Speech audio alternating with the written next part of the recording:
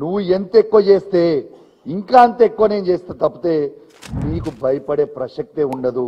ఇది కేసీఆర్ గారు ట్రైనింగ్ ఇచ్చిన బిడ్డరా కౌశిక్ రెడ్డి అంటే రేవంత్ రెడ్డి, గుర్తుపెట్టుకో. భయపడే రక్తం కాదు మాది, ప్రశ్నిస్తాం. నువ్వు ఇచ్చే 6 గ్యారెంటీలు ఇచ్చే వరకు నిన్ను అడుగుతూనే ఉంటాం, నిన్ను కడుగుతూనే ఉంటాం. నీవు ఏం చేసినా, నువ్వు ఎన్ని చేసినా నిన్ను ఇష్పెట్టాం. ఒకరోజు కేటీఆర్ గారి మీద కేసు అంటాడు, ఒకరోజు అరే ఒక వీడియో మిస్ అయింది బాస్, ఒక్కరోజేమో కేటీఆర్ గారి మీద కేసు అంటాడు, ఒకరోజు హరీష్ రావు గారి మీద కేసు అంటాడు, ఒకరోజు కౌశిక్ రెడ్డి గారికి కేసు అంటాడు, ఒకరోజు సంజయ్ గారి మీద కేసు అంటారు, ఒకరోజు మా బీఆర్ఎస్ పార్టీ కార్యకర్తల మీద కేసు అంటాడు. రెండోది వీళ్ళు పదే పదే అంటున్నారు భయ్ దాడి చేసిండు కౌశిక్ రెడ్డి. అసలు దాడి చేస్తుంది మేమా, దాడి చేస్తుంది కాంగ్రెస్ వాళ్ళ? ఫస్ట్ గాంధీతోని నువ్వు ఎందుకు టీఆర్ఎస్ పార్టీ నుంచి చేరినావు అంటే నా ఇంటిపై దాడి చేయించారు. తర్వాత వరద బాధితులకి హరీష్ రావు గారు నాయకత్వంలో హరీష్ రావు గారు, జగదీష్ రెడ్డి గారు, సబితా ఇంద్రారెడ్డి గారు, నేను, మళ్ళా తర్వాత మాజీ మంత్రి పువ్వాడ అజయ్ గారు, శాసనసభ్యులు సంజయ్ గారు అందరం కలిసి ఖమ్మంకి పోయినాం.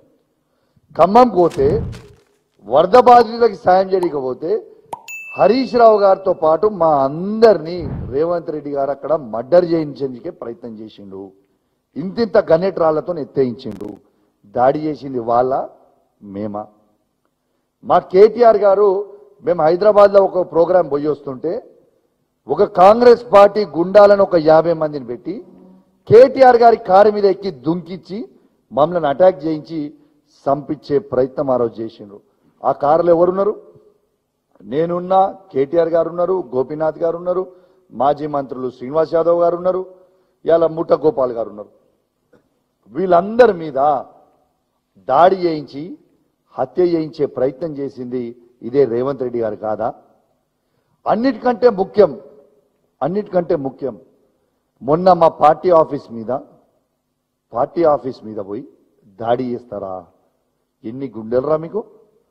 మా కేసీఆర్ గారి ఫోటో తీసుకొని నీళ్ళకేసి కొడతారా? ఎన్ని గుండెలరా మీకు? రేవంత్ కొడతారా అట్లా? తెలంగాణ తెచ్చిన కేసీఆర్ గారిని ఫోటో తీసి నీళ్ళకేసి ఎట్లా కొట్టబుద్దయిందయ్యా అని నేను అడుగుతా ఉన్నా. నిజంగా మీకు సిగ్గనిపించలేదా అని నేను అడుగుతా ఉన్నా. ఇలా కేసీఆర్ అనే వ్యక్తి లేకపోతే మన తెలంగాణ వచ్చేదా? మనకు ఒక్కసారి ఆలోచన చేయండి తెలంగాణ ప్రజల్లారా. ఇలా వాస్తవంగా అదే కేసీఆర్ గారు చేయబట్టే కదా ఈ ప్రత్యేకంగా తెలంగాణ అయింది. కాబట్టే ఈ రేవంత్ రెడ్డి గారు కూడా ముఖ్యమంత్రి అయినరు.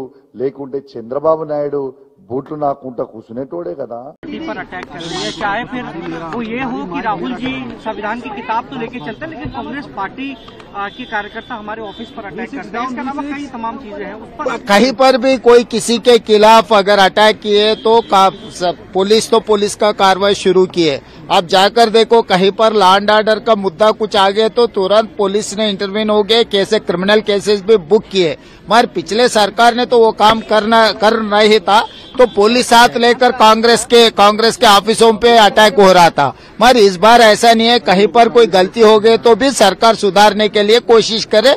हमको कोई सिखाने का जरूरी नहीं है। जो बीआरएस है वो बीआरएसएस, तो वही आइडियोलॉजी में जाने के लिए कोशिश कर रहे। जो भारतीय जनता पार्टी देश भर कांग्रेस के खिलाफ जो आरोप लगाता है, अभी तेलंगाना में बीआरएस वही आरोप लगा रहा है कि बीआरएस से कुछ सीखने का जरूरी नहीं।